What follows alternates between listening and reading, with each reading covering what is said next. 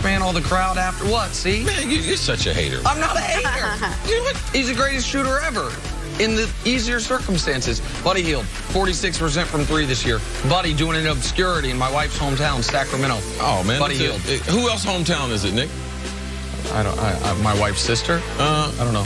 Oh, I was talking about Sacramento. You meant Charlotte. Sorry. We're talking about Charlotte. Steph Curry. That's his hometown. That's why I'm saying he's under pressure. Yeah, but who else's hometown is it? Kemba Walker.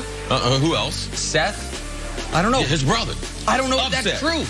Was Seth born when they still lived in Charlotte? Yeah, but it's not good for my story if you don't agree with me, nitwit. Right. So you're going Seth Curry? Yeah, I'm going with the brother, man, for the upset. Oh, man, nitwit. You guys, that segment went really well. I apologize. That was a lob. You came down with the ball and traveled. You're right. My game. You're right. Back to last night. Good news. Russell Westbrook had 44 points and picked up his 11th straight triple-double. Bad news. The Thunder lost to the Pelicans. Nick, what went wrong for them yesterday? Really bizarre game. Russ played extraordinary. Yes. Super efficient from the field.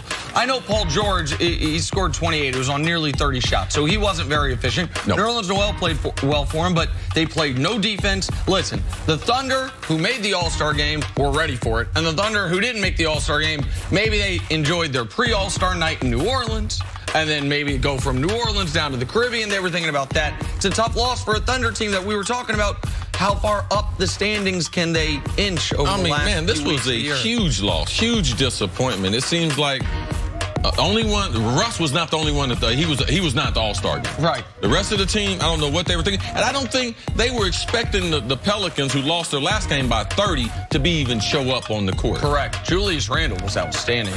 Another former Laker just developing, him, D'Angelo Russell. Yeah. To the Celtics now. They beat the Pistons on Wednesday night. They improved to 9-2 now when Kyrie Irving does not play. However, Danny Ainge said it is completely illogical and it makes no sense to think they are better without their star point guard. See, do you agree with Danny? Yeah, of course. Of course. I mean, you know, we're all in relationships, and we know that Danny and Kyrie, we know they're engaged. When you're engaged, you say different things than when you're married. Right. Because when you're engaged, you can get away with those things from being married, because you're trying to get married. Right. When you're engaged, you might lie to keep the other person happy. Yeah. Is what you're saying. Yep, absolutely. Might buy them a bad ring or something, Nick. You know, do things like that. Jenna, embellish. You know how we do when we're engaged. We do better once we get married. They're not married. And the team is better without Kyrie. Listen, it is totally illogical, just like C's tortured analogy there, which he's going to bring up day after day until this damn thing You're happens. the one that bought the fake engagement, ring. bro. I had a great engagement. What did you say? It wasn't. What did you just say? Nothing. I thought it was a fake Listen, ring. Kyrie's the best player on the team.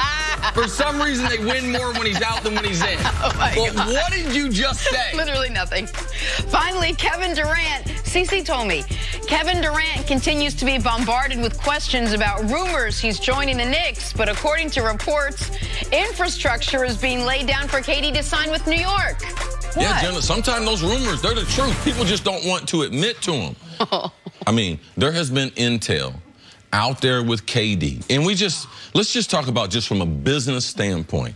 KD is doing some phenomenal stuff. And if he had not gone to Golden State, which in doing that, he created a lot of people who would not like him.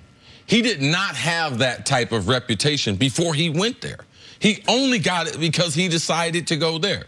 But off the court, he has done some phenomenal things from a charity standpoint. He's got some awesome business concepts moving forward. Like, man, he's going to make an awful lot of money off the basketball court. And where do you want to do these things? And these are some of the things that these players have to. LeBron didn't go to L.A. just for the Lakers. Oh, no. The business component, what they're trying to do beyond basketball, then it played into, oh, yeah, I need to do that from Los Angeles. And I believe that KD is going to happen here in New York, Nick. The single greatest generator of black generational wealth in this country is the National Basketball Association. Not rich black people, but generational mogul. You're talking 100-millionaire type of situations is the NBA. And Kevin Durant, I remember you looked at me very kind of cross-eyed when I first said the best thing the Warriors have going for him in the recruitment of Kevin Durant is not winning a third straight title. Nope. It's not him getting his third straight MVP. It's like, hey, man. That new arena. We have this new arena. and some of the richest people in the world are going to be courtside. Stay for 1 extra year. Get 41 games to hobnob with them afterwards. Make those contacts. Get seed money for your venture capital stuff that you're doing with Rich Kleinman. NBA fans need to recognize that for the echelon of player, of which there's only a very select few, LeBron, KD, Steph, and that might be the list. It is not just about basketball decisions anymore. It is about, where can I build my empire? And Kevin Durant and Rich Kleinman have been planning to build their empire in New York City. Now, it's an added bonus that the basketball part of it is a legacy builder as well, if he holds up, if he does what he thinks he can do. But they are, that show they do on digitally on ESPN Plus is not about basketball. It's called The Boardroom. It's about Shark Tank stuff. Like, Kevin Durant is interested in building a non-basketball $250 million industry around him, and New York City is the place he is going to do it. We have this all but set that he's coming here to New York City. Would you be surprised if anything other than that scenario happens? I would be surprised, but as we've seen with these athletes, they can change their mind. But from a business standpoint, how he's getting things set up, no different than how LeBron had everything set up. When LeBron announced the first day of free agency, he didn't have to buy a house. He already had a couple houses. They already had stuff set up. I love what Rich Kleinman is doing here in New York now. He already had people who had been in Los Angeles a couple years, his business partners. So this is where it's going. And these athletes that are been invited into this rare air, this is new. I mean, this is new to the world of sports, and the NBA and the players are taking advantage. And as Nick said, there's only a handful that are invited into this hierarchy, and they're taking advantage of it. If there were guys in all of sports that I could pick, okay, I'm going to pick their portfolio of what they're going to potentially do when they stop playing either football, baseball, or basketball, it would be between LeBron and what he's going to do ultimately being movies, shows, agency owning with Clutch Short, owning the team. Kevin Durant would be, I would have a hard time because I believe that what he's doing is on the cutting edge, and it's going to be a lot of fun and very successful. I have to believe there's a small element of this, which is LeBron's going to set up his empire here. I'm going to go on the other coast and do the same thing in New York. And if that happens, which team wins the title first, the Knicks or the Lakers? Ooh. Oh, that's one hell of a question, and a lot would have to do with who gets the Robin first. Because they both need they both need a Robin. Someone else. My money would be on the franchise that has won a bunch of titles in the last 45 years and has the better player in the Lakers, but the Knicks would have a longer time horizon to do it. I feel better, and I don't know in my lifetime if I've ever said that. I feel better about the Knicks ownership because the Knicks ownership has given Scott Perry in the front office free reign to do whatever they want. James Dolan is not interfering. They cleared the books. They don't have any bad contracts. And you know something, too? They definitely got a better coach. So for me, I'm going to go with the Knicks and KD to win a championship over the Lakers because I believe they have more stable pieces. And Kyrie wants to play here, and he can be an unrestricted free agent. So you wouldn't have to necessarily trade for another guy. So I think it's easier to do. Scott Perry, the general manager, let's not forget, he worked in the front office in Seattle when they drafted Mr. Kevin Durant. All right? Yeah. That is more than the business. That right there, hold on to that nugget. There's a reason why I get off of Kristaps. Why?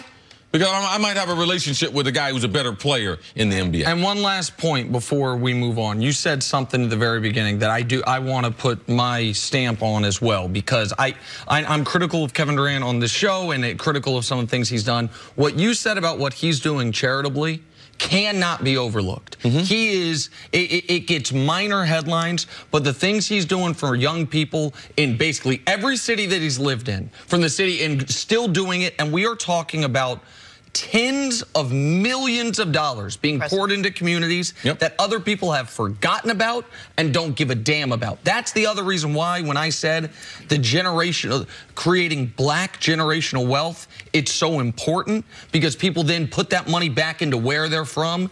And Durant's been overshadowed in that regard by LeBron as well, and unfairly, because what Durant does charitably is second to none in the NBA. And people, no matter where he goes, he'll keep doing that. All right, let's switch gears a little bit. Big news for Lamar Jackson this week. Turns out he will not be looking over his shoulder this season. The starting job, the Baltimore Ravens, is his. That after the Ravens agreed to send Joe Flacco off to Denver. Lamar led the Ravens to the playoffs last season, going 6-1 down the stretch. Baltimore's offensive coordinator says he's already at work on a Lamar-friendly offense. CC, you trust Lamar as the starter for a full season now? I trust Baltimore. I trust Baltimore as an organization. They're going to put some good players. They got their head coaching situation resolved in bringing Harbaugh back, and I believe that was critical. You need to have a awesome defense. You're going to play this style. I'm not even going to get to the offensive side of Lamar yet because I believe all these other things. 99% of all the players I've ever seen come into this league, only 20